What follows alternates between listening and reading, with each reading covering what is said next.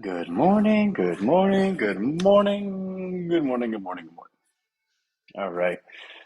So I'm not sure today's going to be too long of a call. Everything is kind of going the way it's supposed to go. So I wrote a new article yesterday that we sent out in email. If you read it, you'll have a bit of an idea what this week is going to look like and start it. Hey, Renee, thank you. I hope you did as well. So we are going to take a look at Twitter, where we are going to be starting to place some ads. I did hire someone on Upwork to fix the video, just to make it better quality, the 3-minute ad video that we shared right before we did the last raise. And I actually got it back to it looks a lot better. The problem is that first scene still where I'm standing up, it's totally grainy. So I am working with them to see if we can fix that, because upon fixing that one scene, it's good, right? Like we could put it out there. So that is in the process. Also with Twitter, what really makes it, and again, I love Twitter, right? Like everyone knows that. In fact, Rhino Welt even knows that, because I remember when Twitter was still a publicly traded company, I had said, good morning, Brian. I had said, it's crazy to me that somebody wouldn't buy this company. They are so overwhelmingly underperforming. I was like, I bet you Elon buys it one day. And then Elon Musk did buy it. And actually, in Rhino Welt, everyone made a lot of money because we bought call options on it. But that's a story for another day. But I do love, love, love Twitter.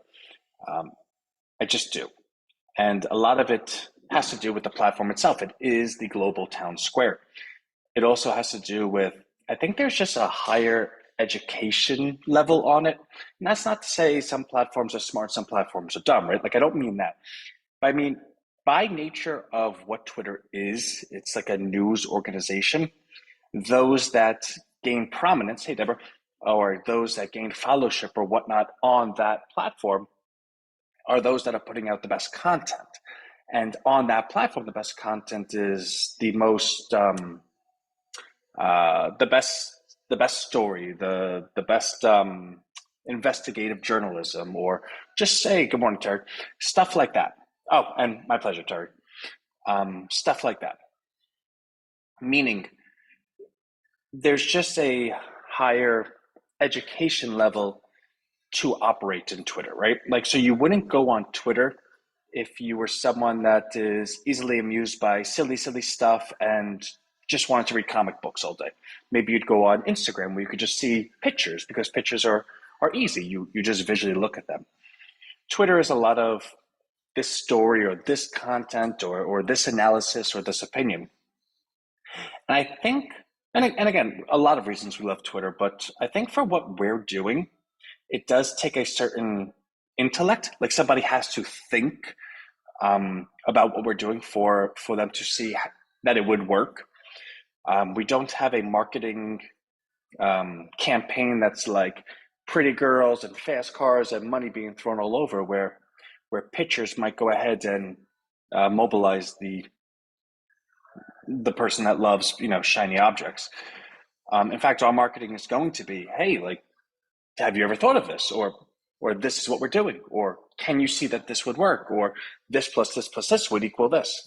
So we do need someone to actually think a little bit. So I think Twitter works well for us there. Also, Elon, I think, fired 90% of the employees, and nothing's changed, right? Like, it still works just fine. But to go ahead and really prove that he was able to do something, he does need to go ahead and bring advertisers back to it. Which, of course, if you own a business, you want to make money.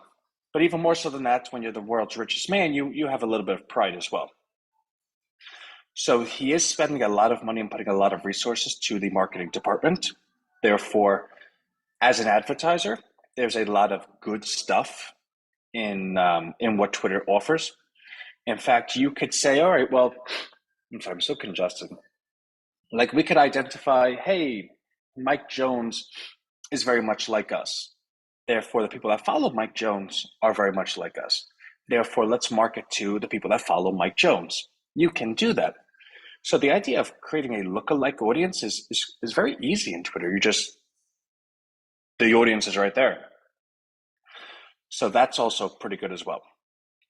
Also, because there's not that many advertisers compared to Facebook or whatnot, there's less competition, which again is a good thing.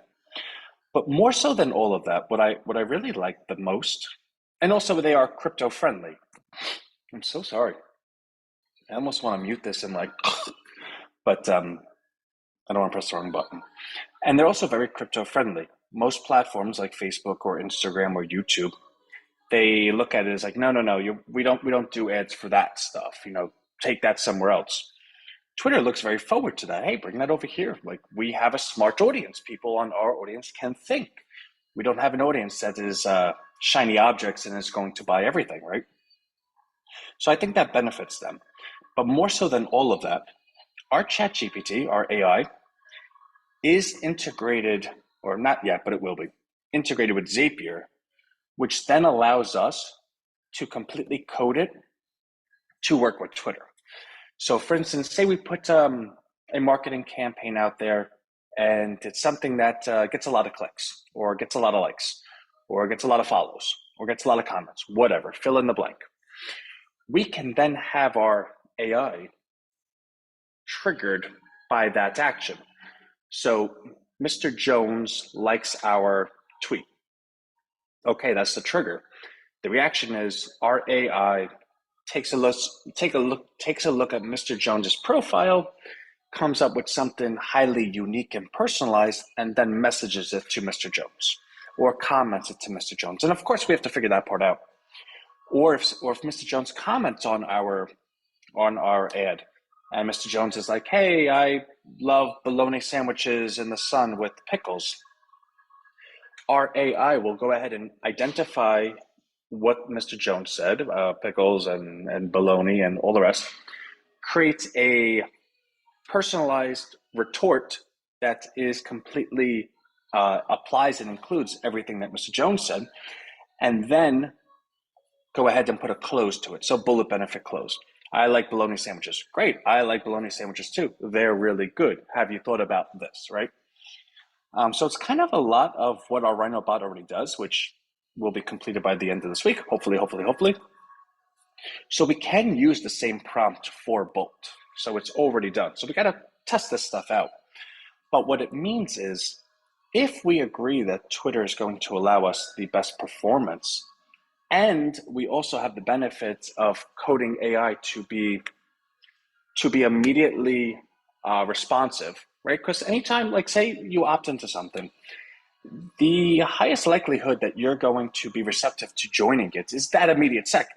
So say you opt into something and immediately something happens where it's like, okay, great, you opted in. Like, here we are. Here, this is special for you right now. Let's go. The odds of you doing it are a lot higher than say you opt in and then you get a follow-up email the next day. So I think putting that all together really, really works in our favor. So that's what our week looks like. I'll be doing that. What I'll also be doing in conjunction with that is all of the metrics. We're then going to put that into the Rhino ledger. So I do have a lot of math work in front of me to identify, well, I now need to put in these variables and these variables calculate with these to equal these projections, but then we have to have the projections reinforce themselves. So it's a lot. But the goal of it is in a month, 2 months from now, to have our numbers so dialed in that we can say, oh, great, we're going to spend $1,000 in marketing this week. And according to our last 2 months of, CPCs and conversion metrics, we believe in 2 months from now, these will be the new numbers. In which case, those new numbers have a lot of power because those new numbers increase buying behavior, decrease selling behavior, which acts as its own self-fulfilling prophecy to further increase buying behavior, to further decrease selling behavior, which acts as its own snowball to get us to the promised land, which is the billion coin exhausted and everyone purchasing, and the purchasing shifting from Rhino to the free market. And whatever way we have to do it, we're going to get there, right? So a lot of Rhino is not the belief, but the reality that if everyone does the same thing, the population is so overwhelming, it creates its own outcome. So Rhino is the first time in history, I think, that we're kind of holding everyone's hand through a process that they're choosing an outcome that they believe is that they believe is best for them.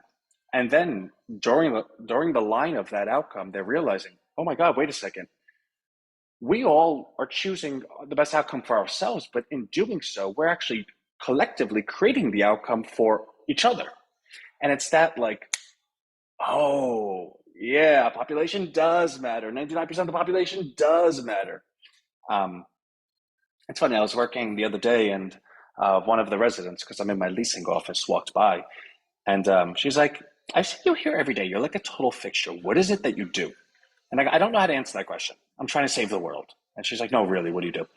Long story short, it was like a 20-minute conversation where I was showing this and I was showing this and I was showing this. And she's like, oh my God, how do I get involved? And the point being, when you talk to a regular person and you actually have the time of day where you capture their attention, they get it. But when you're in like a clickbait world where you have someone's attention for like 20 seconds online, it's a little more difficult.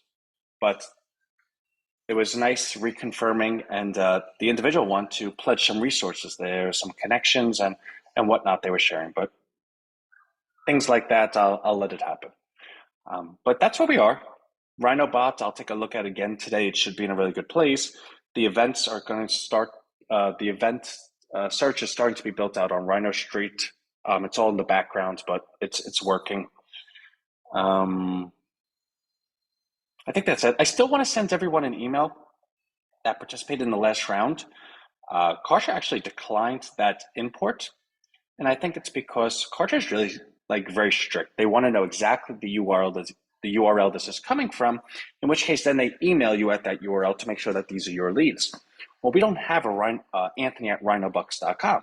We have Anthony at Rhino Street. So I put in Rhino Street and Anthony at Rhino Street, and I think what they realized was there's no mention of selling Rhino bucks on Rhino Street. So I'm emailing them back and forth now. So hopefully today, if not by tomorrow, well, definitely by tomorrow, because if I have to manually do it, I'll do it manually, right? Like I could write 35 emails. I just don't want to. And not that I don't want to, but I think we all agree it's not a good use of my time. But to have it done by tomorrow is a good use because it has to be done. So I think that's it. Oh, new all-time record in liquidity pool. We're trying to hold the 240 level. And by hold it, I don't mean over it. I mean just in that vicinity. I think if we could create some trading volume around 235 to 243, that'll act as a good base, as $2 did to go forward. So I'm not looking to increase the price too much from here. I'm looking to build a stronger base. And what you'll realize if you take a look at the numbers is, yeah, we fluctuate between say 237 to 240, but the liquidity pool is increasing every day because I'm putting the money, rather than buying the coin, I'm putting it into the market cap, which further solidifies and fortifies it at the price it's at. So between you and I, I'm comfortable with this price for the near term, the next 2-3 weeks maybe. But that doesn't mean we're not putting money into it. It just means rather than buying it higher, we're putting it into the market cap to further solidify it. And you could always see that by taking a look at the liquidity pool, which is 106 today. It was 105 the day before, 104. And that's how much Rhino's actually worth. So that's a good thing. So just to give you a little perspective on the price. That's it. So love, love, love everyone. Oh, if you're in prompt engineering and you missed Saturday's live, we created a world's #1 diagnostician.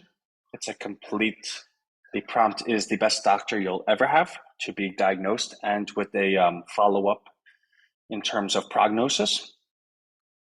I'm so sorry, I'm so stuffy. It's like literally right here, and I can only talk so long before it like stops my breathing. So let me just go. Love everyone. I'll see you tomorrow. All right, bye. Please send me the 3. Okay, Deb. Bye.